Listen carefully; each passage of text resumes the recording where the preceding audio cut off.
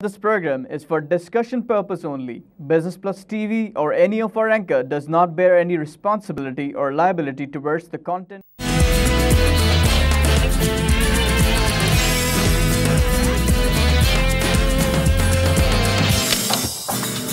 नाज़रीन, welcome to business today. मैं हूं अली नासिर। जिन मौज़ूआत के ऊपर हम बात करते हैं बिज़नेस, फाइनेंस, इकॉनमी, बैनुल-अक़वामी और मुकामी मंडियां और उसके साथ साथ पाकिस्तान में बाज़गश्त के अंदर जितनी ख़बरें हैं उनकी सुर्खियों पर थोड़ी नज़र, थोड़े तज़किये। आज मेरे साथ मेज़बान और मेहमान के किरदार में होंगे जनाब फ़हीम अख्तर साहब। वेलकम करता हूँ आपको शो में। आप फाइनेंशियल एक्सपर्ट हैं। Thank you so much Ali भाई, थैंक यू सो मच। जनाब वाला बजट का दस्तावेज़ हम सब ने पढ़ा बड़े शौक़ से, और बजट के ऊपर अब ज़ाहिरी बातें चीज़ खुल खुल के आएंगी। तो फ़हीम साहब, जब खुल खुल के चीज़ें आईं तो सबसे पहली बात ये पता लगी कि स्टॉक वाले पैनिक नहीं फैलाना चाह रहे थे, लेकिन स्टॉक को टारगेट किया है, स्टॉक के बिज़नेस को टारगेट किया है और रियल एस्टेट के बिज़नेस को टारगेट किया है। यानी एवेन्यूज़ ऑफ इन्वेस्टमेंट को डायरेक्ट ठोकरें मारी हैं, चोटें लगाई हैं, ज़ख़म दिए हैं और बहुत से ज़ख़म हरे भी कर दिए हैं। तो वो जो एक तवक्को थी और मार्केट टॉप मार रही है, वो बेसिकली उसके पीछे इंस्टीट्यूशनल बाइंग थी। पहले तो मैंने इसलिए नहीं कहा क्योंकि गवर्नमेंट नाराज़ हो जाती है। गवर्नमेंट ने एक्चुअली ये तमाशा करके दिखाना था कि हम जो बजट ला रहे हैं उसमें बड़े बहुत टाइगर चीज़ें, और मार्केट को इंस्टीट्यूशंस के ज़रिए 37,000 पॉइंट्स से ऊपर ले जाया गया। लेकिन हकीकत ये कि आपके भी चंद दोस्त हैं, मेरे भी चंद दोस्त हैं, उन्होंने बड़े पोशीदा तरीके से बताया कि स्टॉक पे क्या हुआ है। स्टॉक पे अच्छा खासा जो है वो फोकस रहा है। अब बोझ कितना लादा है वो अभी पता लगेगा। जो काम करना चाहिए था वो ये था कि छोटे दरमियाने दर्जे के सरमायाकार को टैक्स ब्रैकेट से निकाल देना चाहिए। टैक्स का प्रिंसिपल ही यही है ना, उसको टैक्स में से छूट देनी चाहिए थी। और जो बड़े बड़े तुर्रम खान और जितने जो हैं चैम्पियन हैं और जितने मतलब बड़े बड़े खिलाड़ी हैं उनको टैक्स किया जाता। अब आप बताएंगे मुझे, मैं नहीं बताऊंगा, मैं आपको फिर आहिस्ता आहिस्ता बताऊंगा राज के था क्या क्या। अली भाई, प्रोग्राम हम एक यूजुअल और अपने पुराने पैटर्न पे शुरू करेंगे। तमाम लोगों को हफ्ते की जो है तमाम बेस्ट विशेस देते हुए कि अल्लाह पाक उनके लिए हफ्ता अच्छा गुजारे और बहुत सारे उनके जो सक्सेसेस हैं, गोल्स हैं, वो उनके पास सामने आए जी। तो स्टार्ट है हमारा बजट से। Budget cat is out of bag now और तमाम चीज़ें ऑलमोस्ट अनफोल्ड हो गई हैं जी। दो तरह के इम्पैक्ट्स हैं बजट के, एक तो इकनॉमिकल इम्पैक्ट्स और एक इम्पैक्ट्स जो कि आपकी आवाम पे आएंगे। जी जी। आवाम पे आने वाले इम्पैक्ट तो फौरी तौर पे नज़र आना शुरू हो जाएंगे आज से, कल से। और इन इम्पैक्ट्स को ऑगमेंट करने के लिए रमज़ान का महीना, वो महीना जो कि आप जिसमें ऑलरेडी महंगाई को हम डिस्कस कर चुके हैं, वो अपना रोल प्ले कर रहा है। इकनॉमिकल इम्पैक्ट्स को देखें तो बहुत ज़्यादा पिछले 2 दिनों में इस पे आपने टीवी प्रोग्राम्स भी देखे, लोगों के व्यूज़ भी देखे और अपने व्यूज़ और एनालिसिस फॉर्म किए। बजट एज सच इससे बहुत ज़्यादा प्रोफेशनल हो सकता था। अक्रॉस द बोर्ड तमाम एरियाज़ को टारगेट नहीं किया गया। जहाँ पे इंसेंटिव मिले, फॉर एग्ज़ाम्पल अगर आप एग्रीकल्चर सेक्टर को देखें तो उसका टोटल इम्पैक्ट हमारे गरीब किसान पे फॉर्म नहीं होता, गरीब किसान पे नहीं जाता होता जी। उसके अलावा भी बहुत सारे ऐसे सेक्टर्स हैं जहाँ पे टैक्सेस को बढ़ाने के बाद आवाम की ज़िंदगी कंपैरेटिवली गुजारना मुश्किल हो जाएगी और उसके इम्पैक्ट फार रीचिंग होंगे पॉपुलेशन के ऊपर टैक्स की सूरत में। As far as economy is concerned, economical impact जो हैं अली साहब जी, वो भी आपको इतने ज़्यादा कोई इनकरेजिंग नज़र नहीं आते। जी जी। और मेरा स्टेटमेंट आने वाले दिनों में इस चीज़ को वेरीफाई करेगा जी। बात करते हैं स्टॉक मार्केट की। आपने जिस तरह से शुरू में स्टॉक मार्केट की बात की, जिसमें प्राइमरीली हमारे बहुत सारे लोगों का इंटरेस्ट होता है। स्टॉक मार्केट प्रोग्राम के दौरान ही खुल जाएगी और आप उसका इम्पैक्ट उन तमाम सेक्टर्स पे उसी तरह से विजिबल होगा जिस तरह से लोग एंटिसिपेट कर रहे हैं। इंश्योरेंस सेक्टर, जैसा कि हमने इससे पिछले प्रोग्राम में बातचीत की थी जिस पे टैक्सेस के बारे में बात हो रही थी जी, इंश्योरेंस सेक्टर कंपैरेटिवली उस तरह से ग्रो नहीं कर पाएगा जी, with all wickets, with all features जो कि अनफोल्ड हुए हैं। थोड़ा सा इफेक्ट लेगा, थोड़ा सा दबाव का शिकार हो सकता है। सुने तो आप, मैं आपको बताऊं तो जी प्लीज़ फरमाइए। आप सुने, आप भी इसाकदार साहब की तरह तकरीर कर रहे हैं, मैं आपको बीच बीच में तंग तो करता रहूं। जनाबे वाला, डिविडेंड इनकम के ऊपर नॉन फाइलर वाला सिलसिला, और आपको पता है कि कुछ शेयर्स जो हैं वो हमारे यहाँ मुल्क के अंदर ख़वातीन भी लेती हैं और हाउस वाइफ्स हमारा प्रोग्राम देखती हैं, उनमें से बहुत सी जो हैं वो नॉन फाइलर हैं, लेकिन वो नेट सेवर हैं। इनको नुकसान पहुँचाना, इनको ठोकर लगाना, देखें हम तो अपने व्यूअर और अपने सरमायाकार के इंटरेस्ट में बात करेंगे माजरत के साथ। अली भाई, हुकूमत को बुरा लगे या अच्छा लगे, आपकी वाली बात है कि आजकल एक अच्छा ऑप्शन ये है कि आप ऐसे स्टॉक्स जिनकी डिविडेंड यील्ड बहुत अच्छी है वो परचेज़ कर लें। जी जी, क्योंकि बैंक्स के इंटरेस्ट, टर्म डिपॉजिट के इंटरेस्ट जो हैं इस वक्त खासे कम हैं जी। तो अमूमन लोग, जिस तरह से हाउस वाइफ्स की आपने बात की, और कुछ ऐसे लोग जो कि सीनियर सिटीजन्स हैं जी, गिने चुने स्टॉक्स को परचेज़ करने के बाद में लॉन्ग टर्म के लिए रिटेन कर लेते हैं और उनकी डिविडेंड इनकम इतनी अच्छी होती है कि उनका अच्छा खासा गुजारा हो जाता है। लेकिन जो आपकी वाली बात है, अगर उसमें फाइलर और नॉन फाइलर वाला इम्पैक्ट आता है जी, तो ये सीनियर सिटीजन्स या हाउस वाइफ्स अगर किसी वजह से, सिस्टम की वजह से या अपने किसी वजह से फाइलर्स की लिस्ट में नहीं आती हैं तो उनकी डिविडेंड इनकम बैडली हर्ट होगी। देखें मैं आपको बड़ी क्लियर कट बात करता हूँ, मैं कैपिटल गेंस टैक्स के सख्त खिलाफ रहा हूँ। या तो ये है कि एफिशिएंट मार्केट हाइपोथेसिस, और कहीं कहीं उसे एफिशिएंट मार्केट थ्योरी कहा जाता है, उसको मैं उठाऊँ और आग लगा दूँ, ठीक है ना। मैं यूजीन फामा की मेहनत, उसके ऊपर दुनिया जहाँ के PhDs की तहकीक को उठा के माजरत के साथ किसी तंदूर में जला दूँ, ठीक है। और या फिर मैं हमारे जो बजट है उसकी जानिब देख लूँ। स्टॉक के देखने वाले बहुत हैं सर, इजाज़त दे दो मैं आगे। Sure please. ट्रांजैक्शन कॉस्ट बढ़ाने का हर मुमकिन जो इकदाम हो सकता था वो सारे करती हैं। क्यों? क्योंकि जो विजनलेस लोग होते हैं ना सर, जिन लोगों की बसीरत नहीं होती, जिसकी आंखें ना मतलब हो, चलो ठीक है, अल्लाह ताला ने उसको आंखें जहन की दी हुई होती हैं, यानी बसीरत ज़रूरी नहीं कि अपनी आपकी आंखों से आए, चशमदीद होना ज़रूरी नहीं है। मैं एक वैसे बात बता रहा हूँ आपको, vision is in the brain, in the mind. इनके ना माइंड में है ना इनकी आंखों में है। ये स्टॉक एक्सचेंज को ले जाके दीवार पे टक्कर मारना चाहते हैं। इंस्टीट्यूशनल बाइंग के ज़रिए जो इंस्टीट्यूशन इनके अंडर कंट्रोल आती हैं, 37,000 पॉइंट से ऊपर मार्केट को ले जाया गया। पाकिस्तान की मईशत को इन चीज़ों की वजह से, फेक किस्म की चीज़ों की वजह से बहुत नुकसान पहुँचता है। Transaction tax, capital gains tax, name it, जो बेकार इकदाम लिए जा सकते थे स्टॉक एक्सचेंज को बर्बाद करने के लिए, वो लिए गए। नहीं, आप अपने चेहरे के, आप अपना व्यू दीजिए। अली भाई, एक और सेक्टर के बारे में बात मैं करना चाहूँगा, टोबैको सेक्टर। हाँ, टोबैको सेक्टर के अगर आप टैक्सेस देखें तो जितने ज़्यादा हम हार्ड स्टांस एक्सपेक्ट कर रहे थे टोबैको की सर्कुलेशन पे, टोबैको की प्रोडक्शन पे, टोबैको की के इस्तेमाल पे, उस तरह से नहीं आया। कंपैरेटिवली खासा रिलैक्स्ड है। टोबैको कल्चर को हमें ख़त्म करना पड़ेगा। टोबैको पे हमें चाहिए था कि टैक्सेस इतने सख्त लगाते, प्राइसेस चार्ज करती कि लोग ऑटोमेटिकली टोबैको के इस्तेमाल पे पाबंदी लाना शुरू कर देते या मजबूर हो जाते। तो टोबैको सेक्टर पे हमने सही तरह से टैप नहीं किया। जो नहीं, मुझे ख़त्म तो करने दें स्टॉक एक्सचेंज का। आप नहीं मुझे डाइवर्ट नहीं कर सकते आप। ठीक है भाई, व्यूअर सारे मेरे स्टॉक वाले बैठे हुए हैं, मुझे उनको एड्रेस करना है। बिल्कुल सही है। बाकियों को तो मैं वो सोशल मीडिया पर इधर उधर पकड़ लेता हूँ, इनको तो भाई अभी एड्रेस करना है। मसला ये है कि सर देखें, आपने जो है ब्रोकर की इनकम उसको भी कैच किया, बोला लो। सर बात ये है, दुनिया भर में वर्क हो रहा है ट्रांजैक्शन जो कॉस्ट है उसको मिनिमाइज़ करने में, हम ट्रांजैक्शन कॉस्ट में इजाफा कर रहे हैं। दूसरा ये है कि हमारे यहाँ स्पेकुलेशन तो हमने वैसे ही कम कर दी जब हम टोटल कैश डिलीवरी पर काम आ गया। कैश डिलीवरी है उस पर जब हम आ गए तो पहले ही हमने इतना नुकसान कर लिया, मतलब आप ऐसे समझ लें कि खुद ही अपने अंगूठे भी काट ली, अपनी उंगलियां भी काट ली खुद का। मतलब कहते हैं ना कि जो मतलब ये कि वैसे बड़ी भौंडी सी मिसाल है, इश्क में मुब्तला हो गए जैसे लोग खुद को तबाह करते हैं ना, ऐसे स्टॉक में मुब्तला करके लोगों को आप ख़राब करना चाह रहे हैं। मतलब गवर्नमेंट का जो है कि देखें सर, रियल एस्टेट को इन्होंने हिट किया, ये इस चीज़ को समझ नहीं रहे कि ये तोता मैना जो हैं, अगर ये इस डाल नहीं बैठेंगे तो ये उस डाल जाके बैठेंगे। अब ग्लोबल विलेज बन गए, यहाँ मौके नहीं देंगे, ये बाहर जाके एग्जैक्टली बहुत आसान है पैसे को निकालना, आज से चंद डिकेड पहले ये खासा मुश्किल हुआ करता था, लेकिन आज आपके पास ग्लोबली अपॉर्चुनिटीज़ बहुत ज़्यादा मौजूद हैं।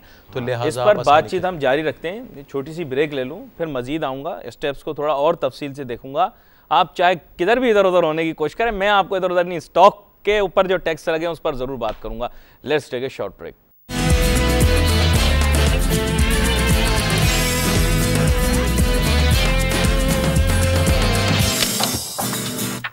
नाजरीन, welcome back after the break. गुफ्तगू हमारी जारी है जनाब फ़हीम अख्तर साहब के साथ।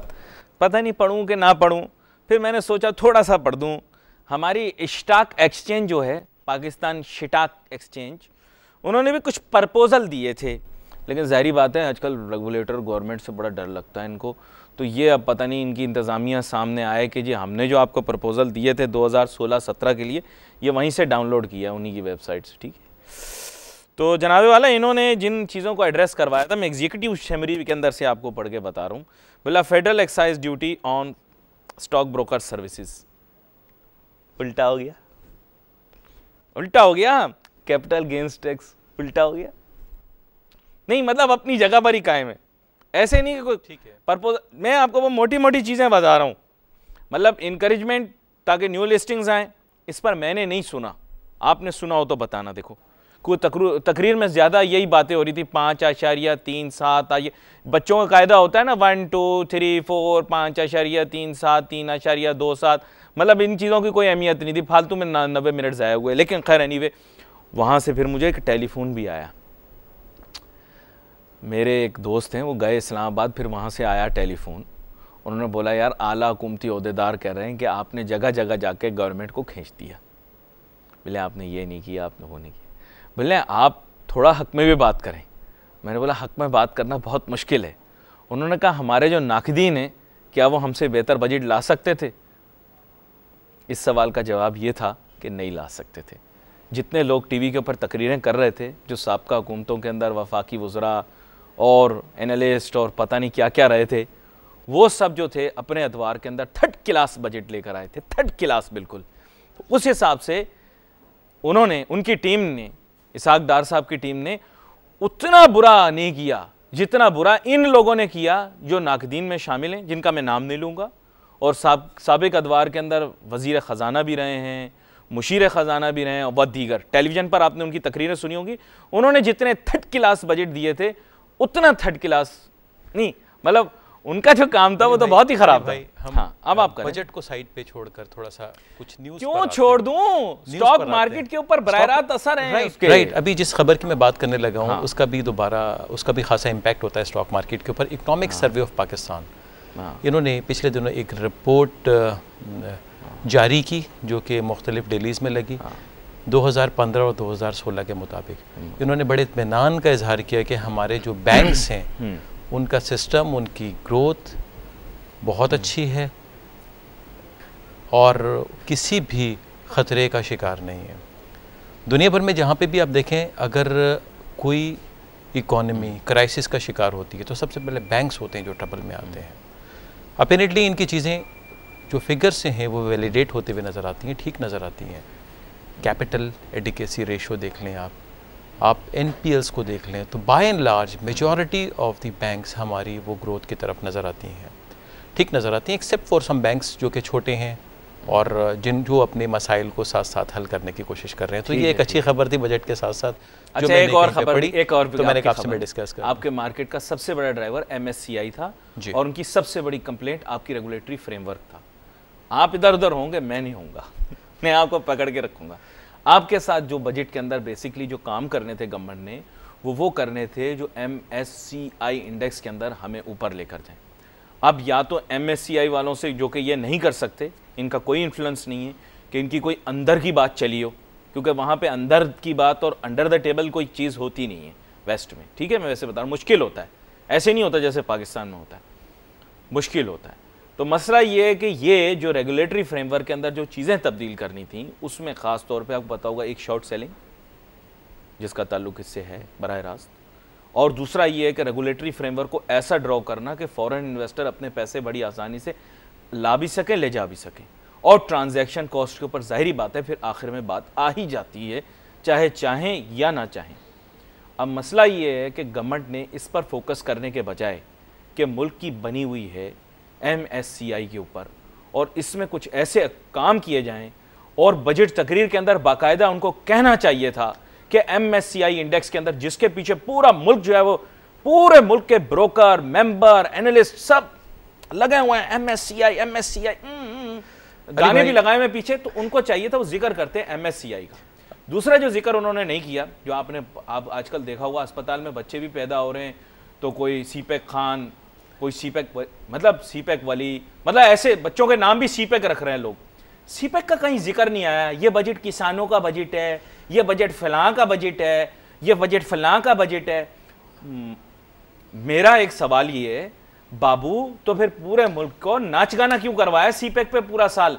ये तो बताओ सीपेक पे खर्चा कितना हुआ? अभी तक किसी एनालिस्ट ने नहीं पूछा। खास तौर पे सारे एनालिस्ट जो तकरीर का आगाज भी पहले आपको पता है गवर्नमेंट को उंगली लगाया करते ऐसे, तो गवर्नमेंट का जो भी नुमाइंदा होता था कहता था ज़रबे अज़ब, उसका ज़रबे अज़ब निकल जाता था फौरन। दूसरा फिर एक वक्त आया जो भी हाथ लगाता था, जो भी, कभी चिनोड़ का सोना निकल जाता था, कभी रिकॉर्डिक का सोना निकल जाता था उसमें से। मैं वैसे बता रहा हूँ आपको, मतलब मैं आपको भी थोड़ा और आवाम को भी बताना चाह रहा हूँ।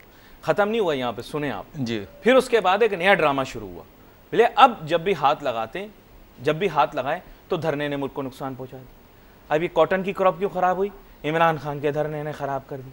अली भाई शुक्र है ये। और अब तीसरा सीपेक, आप इंतहाई रिस्पेक्ट के साथ आपके पॉइंट MSCI को जब हम उसके इम्पैक्ट को या उसकी सिग्निफिकेंस को डिस्कस करना चाहें तो मैं आपके उस एक्सपीरियंस को साथ में करना चाहूँगा। आई नो आप भी मार्केटिंग प्रोफेशनल हैं, मार्केटिंग मैं ऐसे ही बहुत सारे लोग अंडरस्टैंड करते हैं। MSCI को प्रॉबेबली गवर्नमेंट कैश करना चाह रही है अपने आप को, अपनी मार्केट को एक ब्रांड बनाने के बाद, probably what I feel is. उसके अलावा तो मुझे कोई एक्शन नज़र नहीं आए। और ब्रांड कहाँ से बनाना चाहते हैं? ब्रांड सिर्फ सूरत में बनाना चाहते हैं कि इंडाइसिस को बहुत हाई दिखा सकें, इंडाइसिस को दिखा सकें कि राइट साल में हमारी ग्रोथ ऐसी थी, साल में हमने ये लेवल्स अचीव किए। Good point. साल में हमने क्या कुछ अचीव किया। Good point. इकोनॉमिक इंडिकेटर से, इकोनॉमिक इंडिकेटर्स को दिखाने के बाद प्रोबेबली ये चाहते हैं कि right we are the brand. आप देखें, हमें अगर हम डोमेस्टिकली, हमारे पास फॉरेन इन्वेस्टर भी है, हमारे अपने इंस्टीट्यूशंस भी पार्टिसिपेट कर रहे हैं, हमारे पास लोकल्स भी हैं, अगर हमारी मार्केट इतनी ऊपर जा सकती है, इस तरह से परफॉर्म कर सकती है, तो definitely we have some strength. आपको हमारी स्ट्रेंथ को मानना पड़ेगा, आपको मानना पड़ेगा कि जी हम ब्रांड हैं विद इन ऑल मार्केट्स जिनसे आप मनफी गुफ्तगू तो की, लेकिन let's be very frank, the indicators that they are looking for as far as the economy is concerned, वो MSCI को मिल जाएंगे। GDP ग्रोथ रेट आप दिखा दोगे, कुछ मैं कहूँगा कि जो मैक्रो इकोनॉमिक स्ट्रेंथ्स दिखाने के लिए जो इंडिकेटर हैं वो जो है गलत हैं, प्रेशराइज करके लिए हैं, जिस तरह से भी जो भी तरीकाकार है वो मेरे ख्याल से अब इतना रेलिवेंट नहीं रहता, क्योंकि when they will hold a slab in their hand तो वो कहेंगे हाँ यार ये टिक टिक टिक टिक, ये इकोनॉमिक इंडिकेटर्स का मान। अली भाई और एक और ख़बर पे चलेंगे जो कि हमारे डेलीज़ में पिछले दिनों छपी, वो collaboration between India and Afghanistan, जिस पे हमने पहले ही बात की थी, एंड ईरान। ये पर्टेन करता है प्योरली इंडिया और अफ़गानिस्तान पे। 300 मिलियन डॉलर से अफ़गानिस्तान के सूबे हिरात में इंडिया के ताउन से एक डैम बिल्ड होने लगा है। अच्छा। ये डैम अफ़गानिस्तान के उन एरियाज़ को पानी प्रोवाइड करेगा कि जहाँ पे कुछ वो पानी को यूटिलाइज़ करके अपनी इकॉनमी को ग्रो कर सकें। कोलैबोरेशन आप देखें इंडिया और अफ़गानिस्तान, जी बिल्कुल। अल्टीमेटली मेरे ख्याल में आप अंडरस्टैंड कर सकते हैं कि ये क्या इंडिकेटर देता है और हमें किन स्टेप्स की ज़रूरत है। इन तमाम चीज़ों को देखने के बाद हमारी फॉरेन पॉलिसी को, हमारे डिफेंस को, हमारे लोगों को क्या समझना चाहिए, क्या कुछ इससे रिजल्ट्स लेने चाहिए, कि क्या होने लगा है, किस तरह की अलायंस बन रही है। अलायंस ये तो हमारा मुसलमान मुल्क, पड़ोसी दोस्त मुल्क है, और आपको पता है हमारी फॉरेन पॉलिसी का आजकल नया प्रिंसिपल है उम्मा उम्मा कर प्यारे, उम्मा उम्मा गुटड़ू गूं, मिले कुछ ना भले, लेकिन उम्मा उम्मा। अब वो हमें कुछ ही नहीं दे रहे। UAE की कोलैबोरेशन हुई, वो हमने ख़राब किया ना। देखो $1.5 अरब आपने किससे ले लिया, जब उन्होंने काम मांगा तो आपने कहा आपने इनाम दिया था। अनफॉर्चुनेटली OIC, उसके अलावा कुछ भी नहीं। कुछ भी नहीं। आपके सामने है, जबकि हम बहुत कुछ मुख्तलिफ प्लेटफॉर्म से प्रोड्यूस करने के अहल हैं, एज ए नेशन भी और as a part of a. देखें सर, मैं एक चीज़ बताऊं जी, अरब जो है ना अना परस्त है, नाक पे मक्खी नहीं बैठने देता। आपने 1.5 अरब डॉलर उनसे पकड़ा और आपने कहा इन्होंने हमें तोहफा दे दिया, we are best friends, brother sister. तो मेन इशू ये है कि भाई ने भाई को दिया या भाई ने बहन को दिया, जो भी सिलसिला बना, मसला ये था कि गरगाश का एक बयान आया, उसके अगले दिन पूरा दिन प्रोग्राम में मैंने ये बात की कि गरगाश साहब जो कि यूएई के अपने फॉरेन मिनिस्टर हैं जी, तो मैंने कहा कि अब पाकिस्तान की रोटी पानी वहाँ से बंद। लोगों ने कहा नहीं नहीं उम्मा उम्मा कर प्यारे, उम्मा उम्मा। मैंने कहा उम्मा उम्मा आप करो, सूमो सलाद पे यकीन रखो, अत्ती सलाद पे यकीन नहीं रखो। लेकिन ये कौम और ये लोग और हमारे लोग पता नहीं बिला वजह क्या इनकी सोच है, क्या हमारे हुकूमत की, इन्होंने गलत किया सर। मैं आपको सच बता रहा हूँ, नोटू इज़ नोटू। नोटू की खातिर दुनिया के अंदर बहुत काम होता है, ना बाप बड़ा ना भैया। लोग कहते हैं, मैं नहीं कहता, आपने उनसे 1.5 अरब डॉलर पकड़ा था, आपको उनके साथ कोऑपरेट करना चाहिए। आपने जिस पॉइंट को उठाया उसको आप इकोनॉमिकल अलायंस कह सकते हैं यार, आप उसको इकोनॉमिकल इम्पैक्ट भी कह सकते हैं, आप उनको बिजनेसेस भी कह सकते हैं। आप पता है वो कितने नाराज हैं, हमने जाके उनके सामने मिन्नतें की हैं, माफिया मांगी हैं, ये सारे यहाँ पर कहते हैं हम तुरम खान बन के गए। अल्टीमेटली बहुत नाराज हैं हमसे, हर शख्स, हर मुल्क बहुत नाराज है, अपने इंटरेस्ट को लेके चलते हैं। और सबसे बड़ा इंटरेस्ट होता है फाइनेंशियल इंटरेस्ट, सबसे बड़ा इंटरेस्ट होता है। सर जब सारे सहाफ़ी ईरान से पैसे खा रहे थे तो तब सारे सहाफ़ियों का इकोनॉमिक इंटरेस्ट था। मैं कहता था कि पाकिस्तान को इस जगह पर, इस खित्ते में सबसे बड़ा इकोनॉमिक चैलेंज ईरान से, तब कोई कहता नहीं था, क्योंकि वही बात अली भाई, मैं वही बात करूंगा जो पहले भी हमारी हुई थी कि हमें सबसे पहले सेल्फ इंटरेस्ट देखना होगा, हमें as a nation self interest देखना होगा। एक नेशन बनने के बाद में no discrimination, no Punjabi, no Pathan, nothing, single one nation Pakistan. Sir मेरे प्यारे, हमारा इंटरेस्ट एक होना चाहिए और हमारा इंटरेस्ट सबके साथ हैंडलिंग में, चाहे मैं एज ए इंडिविजुअल हैंडल कर रहा हूँ या गवर्नमेंट के प्लेटफॉर्म से, इंटरेस्ट मेरा प्राइम होना चाहिए। पाक स्टडीज़ पढ़ी थी जी, पढ़ी थी ना जी बिल्कुल। पाक स्टडीज़ के अंदर कायद आज़म मोहम्मद अली जिन्ना, हमारे प्यारे कायद जिन्होंने एक्चुअली मुल्क को आज़ाद करवाया, बाकी सब लोग तो अब मैं क्या बताऊं कौन क्या था, लेकिन मेन ये कि कायद आज़म मोहम्मद अली जिन्ना ने कुछ फॉरेन पॉलिसी बनाई थी पाकिस्तान की, आप पता होगा। एग्जैक्टली उसमें यह था बिग पावर पॉलिटिक्स में पाकिस्तान नहीं पड़ेगा, जिसका मतलब ये कि इंटरनेशनल चेस बोर्ड में हमारा कुछ लेना देना नहीं। विजन थी ना, एग्जैक्टली विजन थी, हमारे कायद जिन्ना की विजन थी कि बिग पावर पॉलिटिक्स में नहीं पढ़ना। आप वो पढ़े उसके अंदर किस तरह से उन्होंने क्या क्या, उन्होंने कहा हक के साथ खड़े होना, बातिल के साथ खड़े नहीं होना। और दुनिया में मिसालें इस तरह की हैं कि कौमों ने अकेले रह के भी, बगैर किसी अलायंस को ज्वाइन किए बगैर भी, आपकी बात को सपोर्ट करते हुए अपने आप को बनाया है, अपने आप को साबित किया है, और एक ऐसी जगह पर आके वक्त के साथ साथ खड़े हुए जहाँ पे दुनिया की कौमें उनको देखती होती थी। कन्फ्यूजन, सही आप बोल रहे हैं, कन्फ्यूजन क्रिएट हो गई। अब इंडिया, अफगानिस्तान, ईरान का बहुत पुराना नेक्सस है सर, लेकिन सहाफ़ी जो हैं वो तेहरान से बहुत नोटू खाते हैं, दिल्ली से बहुत नोटू खाते हैं, वो बताते नहीं हैं ये बात। मैं बहुत पहले से ये बात कर रहा हूँ, लेकिन अब बात ये, when your intellectuals are being paid by that country. देखिए सर, मैं आपको एक बात बताऊं, इतने सारे साल ईरान ने और किसी मुल्क को कहीं भी पैसे नहीं दे सकता था। ईरान सिर्फ और सिर्फ, ईरान की हुकूमत की बात कर रहा हूं सर, प्लीज़ मेरे देखने वाले तेहरान में भी हैं, शिराज में भी, आपको पता है बहुत सारे लोग पाकिस्तान में रहा करते थे, चंद लोग वहाँ वाले यहाँ अभी भी रहते हैं, और चंद लोग हम। मैं ईरान की आवाम से उतनी ही मोहब्बत करता हूँ जितनी मैं किसी भी मुल्क की। बिल्कुल ईरान की हुकूमत की बात कर रहा हूँ सर, जहाँ लड़की को बोसा देने के ऊपर सज़ा हो जाती है। मैं आपको बताऊं, एक खातून ने, बेचारी ने बोसा दे दिया किसी को, वहाँ सज़ा हो गई। सर थियोक्रेसी वहाँ पर भी थी और थियोक्रेट वहाँ पर भी थे। मैंने इसीलिए कहा है कि इस मुल्क को एक बना के चलो, मसलक की मजहब की जंग में ना पड़ो। कायद आज़म मोहम्मद अली जिन्ना जो बता के गया है, उसमें ज़रा थोड़ा सा उसकी बात को भी सुन लो।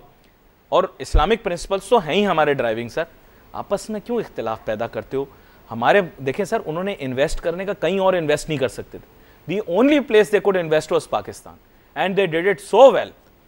इराक में भी उनकी बंद हो गई दुकान। बिल्कुल सही आपने कहा कि लोग इन्वेस्ट करते रहे हैं पाकिस्तान में, बहुत और रिटर्न्स लेते रहे हैं। अनफॉर्चुनेटली हमने कम इन्वेस्ट किया है with in Pakistan and outside. नहीं, मशरिक़ वुस्ता भी उसमें शामिल थी, मशरिक़ वुस्ता ने भी अपना खेल खेला है और इन्होंने भी अपना बहुत सारे ममालिक ने, किसी एक को एक्यूज करना मुनासिब नहीं होगा, नहीं गलत होगा, मैं नहीं बोलूंगा किसी को टारगेट। बहुत सारे ममालिक ने पाकिस्तान में इन्वेस्ट किया है विद रॉन्ग इंटेंशंस और रीड भी किया है। अभी है ना बरादर इस्लामी मुल्क ना बनाए चाबार, बोले हम गवादर में पैसा लगा देते। एग्जैक्टली नहीं बोलते हैं ना, बोले आप बिरादर इस्लामी मुल्क को उम्मा उम्मा कर प्यारे उम्मा उम्मा, तो आप उससे बोलो यार आप बिरादर इस्लामी मुल्क को गवादर खराब नहीं करो। अगेन सबसे पहले सेल्फ इंटरेस्ट होता है। सबसे पहले जब आप मार्केट में होते हैं तो कॉम्पिटिटिव इन्वायरमेंट होती है, आप देख रहे होते हैं।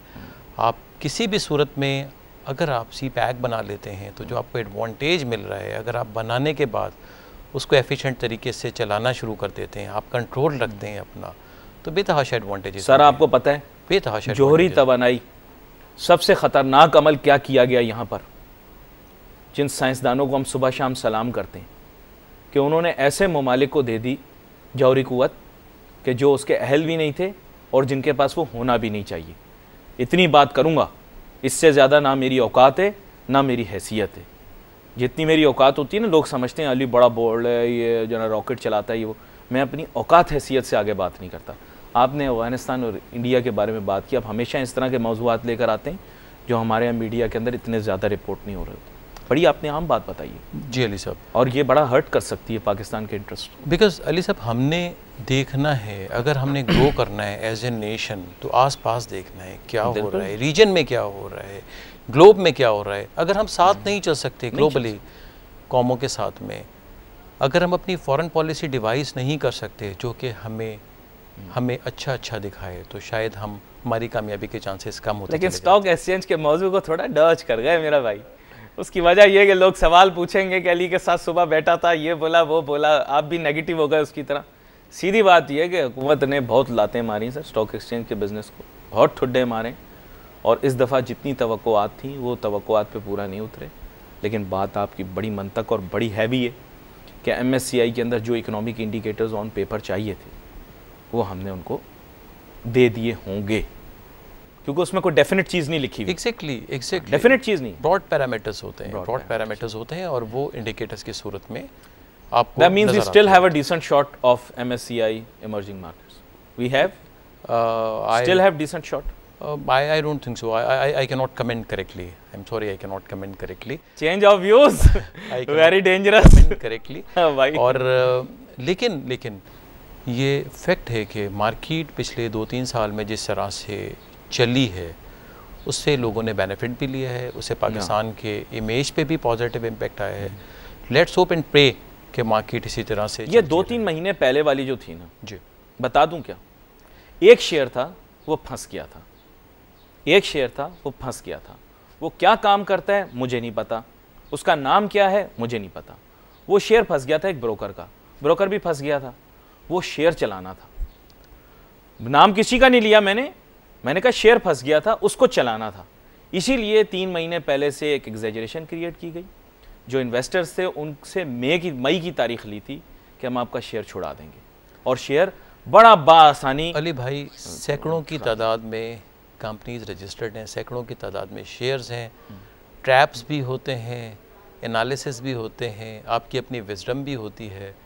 तो यही तो आर्ट है कि आप मार्केट को देखें, आप समझें, आपको डिप्लोमेसी में होना चाहिए था। आपको कहाँ पे ट्रैप हो रहा है, इतना आपकी नज़र फौरन मामलात पे, कहाँ पे ट्रैप लग रहा है, कहाँ पे चीज़ें ठीक चल रही हैं। Market is full with opportunities, full of opportunities. तो लेकिन ज़रूरत उसी चीज़ की जिसकी हम बार बार बात करते हैं। मेरे पास वक्त ख़त्म हो गया, बहुत ख्वाहिश थी आपसे बात रहती, बड़ी अच्छी आपने बातें की, बड़ी पर्टिनेंट बात की, लेकिन बात आप कम करते हैं लेकिन करते बड़ी ख़तरनाक है। जो आखिर में बात कर गए ना, सवालिया निशान उठा दिया आपने। बरी ना करें, मेरे ख्याल से ऐसा मुमकिन है कि शॉट है, लोगों को खुश रहने दें आप। आपका बहुत शुक्रिया, आप शो पर शामिल हुए फ़हीम अख्तर साहब। नाज़रीन, हम सोशल मीडिया के ऊपर बहुत ज़्यादा मुतारिक रहते हैं, हमारे पते आपके सामने वक्तन फ़वक्तन आते रहेंगे। मैं और फ़हीम अख्तर साहब भी सोशल मीडिया के ऊपर बहुत ज़्यादा मुतारिक रहते हैं, हमें भी पैगामात आप बराह रास्त भेज सकते हैं ताकि हम भी आपके सवालात का जवाब दे सकें। यहाँ पर प्रोग्राम का वक्त ख़त्म हुआ चाहता है। अली नासिर को, फ़हीम अख्तर साहब, पूरी टीम को इजाज़त दीजिए। अल्लाह हाफ़िज़।